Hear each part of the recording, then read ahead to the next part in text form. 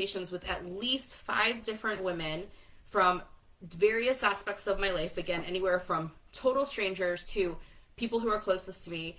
And we've been having these very, very topical conversation around the challenges between a husband and a wife in a traditional marriage. And by traditional, I always like to provide context in terms of a definition for me.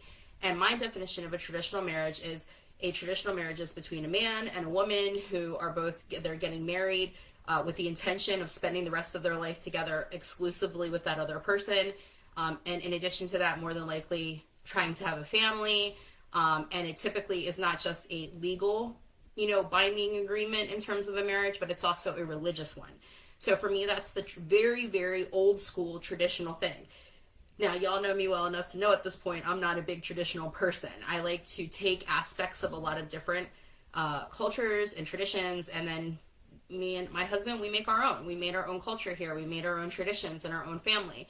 And so it's really interesting, I think, to just observe, here it is, it's 2022.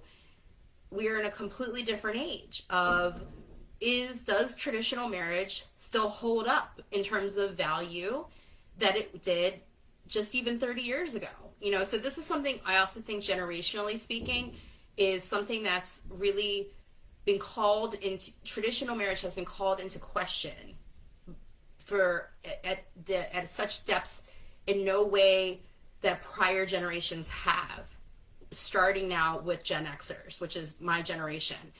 Typically people who are about 10 years older than me, and I'm kind of on the, kind of the coming out of Gen X into Gen Y generation. But I would definitely say that my generation has called traditional marriage into question more than anyone.